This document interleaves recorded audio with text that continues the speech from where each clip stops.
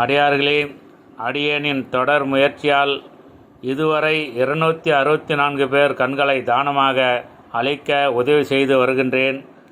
ஒருவர் கண் தானம் செய்தால் 4 பேருக்கு பார்வை கிடைக்கும். 264 × 4 1056 அடியார்களுக்கு பார்வை கிடைத்துள்ளது. அனைவருக்கும் கண்தானத்தின் சிறப்பு தெரிந்திருந்தாலும் அதை அனைவரும் செய்வதில்லை. தயவுசெய்து கேட்டுக்கொள்கின்றேன், தாங்கள் குடும்பத்திலோ அல்லது அக்கம் பக்கத்தில் யாராவது இறந்துவிட்டால் அவர்களது கண்களை தானமாக அளியுங்கள். அதனால் 4 பேருக்கு பார்வை கிடைக்கும். அடியேன் சுமார் 3 வருட காலமாக கண்தானத்தின் சிறப்பை பல இடங்களில், பல ஆலயங்களில், பல சுடுகாடுகளுக்கு சென்று அதை விழிப்புணர்வு செய்து வருகின்றேன்.